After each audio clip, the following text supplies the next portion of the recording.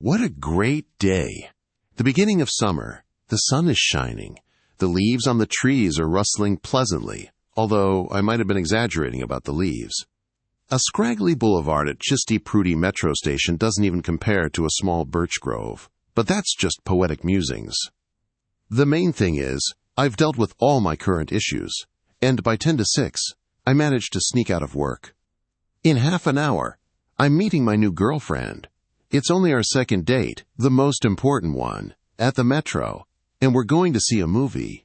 In the meantime, I have half an hour to make good use of and buy her some flowers. Pleasant chores were overshadowed by one thing. I was being followed. Even though the street was fairly crowded, I realized that for the past 5 minutes, a young man had been tailing me. He sped up when I walked faster and lagged behind when I slowed down. To confirm my suspicion, I turned off Miasnitskaya Street into an alley, and he followed me. Interesting. What does he want? He looked decent, quite neat. I managed to catch his reflection in a shop window. His face seemed vaguely familiar. That's when I decided to make a move. I pretended I'd taken the wrong alley, threw up my hands in frustration, and, abruptly turning around, headed back toward the street. The moment I passed by him, our eyes met. He realized he'd been caught. "Sergey?" he asked. "Yes. Do we know each other?" "In a way. I'm sorry to bother you. I really need to talk to you. It won't take long. Unfortunately, I'm in a hurry." "Yes, you're rushing to meet your girlfriend. But don't worry, she'll be late." "How would you know that?" "Let's just say I'm absolutely certain." "Good for you, but I think otherwise." "And as I said, I'm in a hurry. Goodbye." I started walking back to Miasnitskaya, but then my phone vibrated in my pocket. The screen showed a message from Lyra. "Sario, ZHA, sorry, I'll be 40 minutes late. Something came up. Good thing it's summer and not winter. You won't freeze." Puzzled, I turned around. The man was watching me, smiling. How did he know? I quickly dialed her number, Nakara. "Lyra, hi, are you okay?" "Yes, of course. What's with your voice?" "Oh, nothing. Just checking. Everything's fine. Sorry again for the delay. I didn't have time to freshen up." "No problem. See you soon." The stranger patiently waited for me to finish the call. That face, it was so familiar. I approached him and asked, "But how did you know?" I had reliable information. I felt a pang of jealousy. What does he think of himself? And who are you, anyway? "My name is Alexander," he said, extending his hand. "So can we talk? You have time now. Let's grab a coffee. It's on me." "Is this about Lyra?" "Yes, it is. But don't worry. What I have to say will surprise you more than upset you." His hand was still hanging in the air, so I had to shake it. "Fine. Let's go, but make it quick." We sat down at a table and ordered 2 cappuccinos. For a while, we sat in silence. Alexander, who initially seemed like a cocky and overly confident type, now hesitated to start the conversation. Had to break the silence. "So what did you want to tell me?" I have a request for you." "A request?" "Yes, but it might seem silly to you. You might even think I'm crazy." "Well, go ahead. You've got to start somewhere. Just promise to explain everything to the end." "All right." "When you sleep with Lyra today," he blurted out in one breath, "please use protection." He squinted his eyes shut. I wasn't embarrassed. I was completely dumbfounded. "I always use protection. That's none of your business." "Trust me, it's not my business either. The thing is, today you and Lyra will conceive a child." "Is that so?" I didn't know how to react. "And how exactly do you know this?" "Just believe me, you're not exactly dreaming of becoming a father right now, are you?" "Maybe not. But what if I want to tie her to me with a child?" In any unclear situation, resort to awkward irony. It's almost a foolproof plan. "So that's what it's about," my companion said, looking disappointed. "Of course," I replied, not giving up. "I thought it might have been an accident. Listen, I'm getting confused. Why are we even having this conversation?" "Well, since you insist, I don't care anymore if you think I'm crazy or not." "Oh, but you cared before?" "No, I was genuinely hoping to convince you." "To convince me to use protection?" Yes, or to not sleep with her at all tonight. To be honest, I doubt anything will happen tonight. It will. You can count on it. And the world will keep spinning as it should. Damn! I was really looking forward to this trip. I really don't understand. He looked at me sadly, as if the fate of the planet depended on my decision to wear a condom. What's there to understand? Look at me carefully. Well, we've met somewhere before. Maybe played soccer together or went to parallel classes? Not exactly. I'm your son. I shook my head. This guy did vaguely resemble me, but how could he be my son? No. Excuse me, but you seem to be a couple of years older than me. I couldn't have become your dad at around -2 years old. If only you knew how much our understanding of the universe will change in just a few decades. Oh, so you know? Yes, he replied calmly. I looked at my watch. I still had about 25 minutes.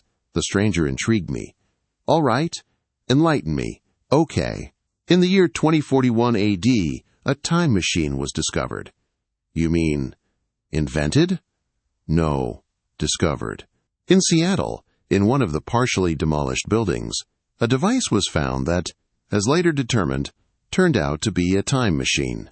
Many scientists believe that time travel is impossible. Many scientists believe that time is just the fourth dimension, which can be traveled both forward and backward. And the latter group was right? Exactly. So you're a time traveler? Precisely. And what about time paradoxes and all that? They exist, but not on a macro level. Listen further. The time machine was tested at NASA for over 3 years. They assembled a team of time travelers, the so-called chrononauts, and they discovered an amazing property of the universe, elasticity. What does that mean? It means that all significant events are predetermined and will happen no matter what. So, the pyramids will be built anyway. Yes. The Gothic tribes will sack Rome, and War and Peace will be written and appreciated. Even if I go back in time and strangle Tolstoy in his cradle. Yes. In that case, Dostoevsky will write one more brilliant novel instead. Interesting concept. It's not a concept, it's a fact.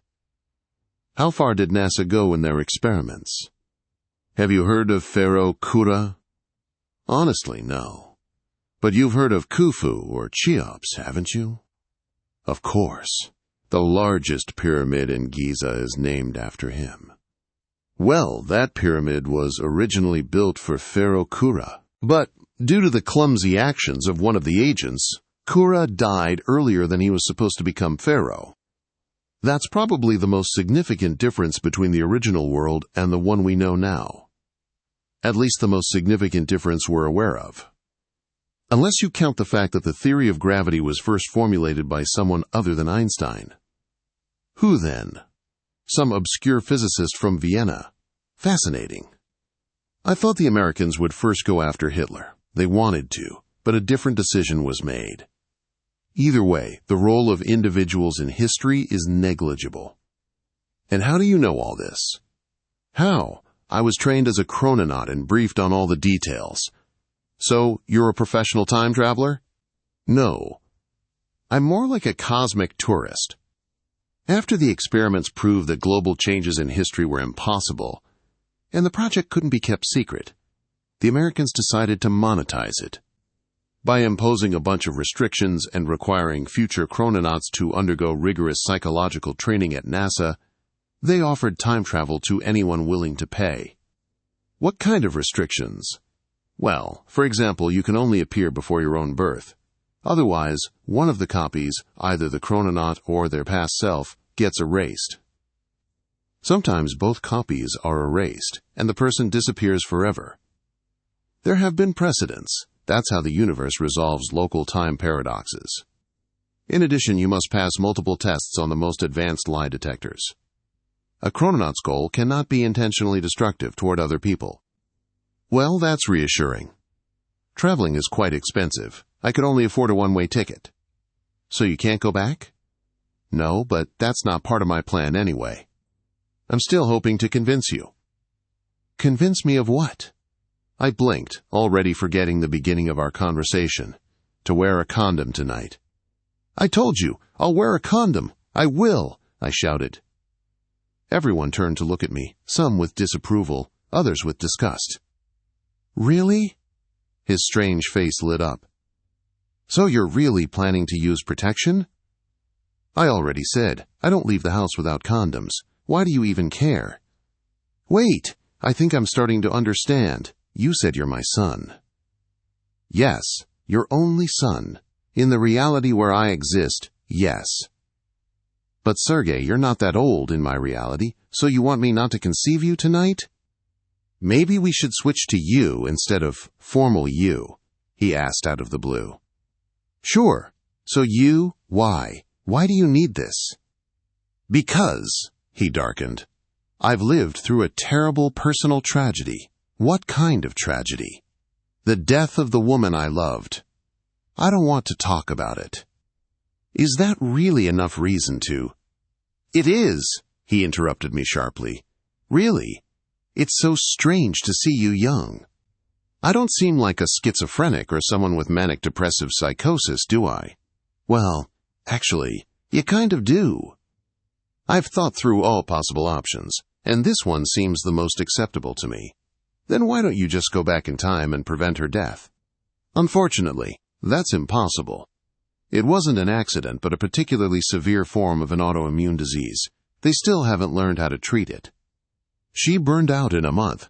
Besides, my appearance after my own birth could result in the erasure of both of my copies, which would greatly upset my relatives and friends. Why not just end yourself? Sorry to ask such a question, but it's a reasonable one. Yes, there are many legal ways to leave this life, but first, it wouldn't solve the problem I mentioned before. And second, this is much more important. He paused, and I leaned forward. You see, after my initial urge to end it all, I tried to find solace in religion, and while I didn't find solace, I did come to truly believe. You could even say I found God, and I believe that suicide is a grave sin that would forever stain my immortal soul. I was starting to guess where he was going with this. I'm not planning to commit suicide. This is simply about not being born. I've sifted through a massive amount of religious literature. I had a lot of free time while preparing for this journey, so not being born, unlike suicide, is not a sin. I plan to entrust my soul to the Almighty, and that soul must be without sin. In other words, you found a loophole in the system. Please don't be sarcastic. Listen, Sasha, what if there's no Almighty? I believe, he said with tears in his eyes, and nothing else matters to me. What if what you fear doesn't happen today, but tomorrow or next week? Every person is a random set of genes, and the formation of both an embryo and a personality depends on so many factors that the appearance of me, specifically me, is almost impossible. Then one more question. If Lara and I do end up having sex tonight and conceiving a child, wouldn't you both be erased anyway? No. As I explained, there's a chance that only I will be erased, without the baby, and then everything will go in circles. All right. I made one last attempt. You said everything is predetermined. The pyramids will still be built. The novel will still be written, so you'll appear anyway. No, he smiled sadly. Only significant events are predetermined, not specific individuals. Civilization develops, but who exactly develops it isn't that important. His voice, his eyes, his expressions, they all indicated that he genuinely believed what he was saying. Even if he was just a city lunatic, which I was now seriously doubting, I wanted to comfort him somehow. I'll help you, I promise, I said, placing a hand on his shoulder. Actually, you know what? Look, I wasn't lying to you. I pulled out the condoms I always carried with me from my bag. He grabbed them, examined them critically, and held one up to my face. The packaging had been punctured by something. I rummaged through my bag again and pulled out a pair of recently purchased manicure scissors I'd forgotten to take out. Of course, in the heat of the moment, I wouldn't have noticed the tiny puncture. That's how I came to be, Alexander declared solemnly. My son Alexander. Unbelievable. He shoved the whole pack into an empty coffee cup. I grimaced. "Well, to the pharmacy," I suggested, glancing at my watch. There were 5 minutes left until my meeting with Lyra. "Yes, of course," he said cheerfully, motioning for the waitress. "And one more thing. Remember, you and Lyra make a great couple. She may not be punctual, but she's very, very special.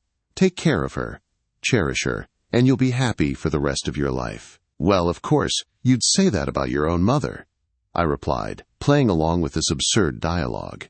At the pharmacy, we were greeted by a stout pharmacist. "What do you need?"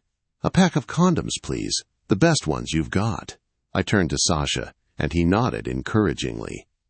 She probably thinks we're gay, I thought idly. But honestly, what does it matter? Handing over the money, I grabbed the box from the counter and placed it in a different compartment of my bag. I felt a slight breeze on the back of my neck and noticed the pharmacist's face turning pale. I turned around. Sasha was gone. Maybe he ran off? You saw it, didn't you? He disappeared, collapsed into thin air. The pharmacist began to sink to the floor. I was completely stunned. I hadn't fully believed the story, let alone the idea of sex on a second date. But I had to pull myself together. I didn't want to become the subject of a Life News segment. I spent 2 minutes convincing the pharmacist that I had entered the pharmacy alone. I managed to persuade her that it was an optical illusion caused by the display glass in her fatigue. I handed her a bottle of water from the shelf and bolted out of the pharmacy, realizing that now I was the one running late. And then a new text message came in. "Sir CHA, I'm so sorry. I can't manage anything in time, and I really want to look pretty. Maybe you could come over to my place? My parents are out, and I've got tea and cookies. Okay?" I smiled and started typing a reply. "Don't forget to buy flowers and champagne."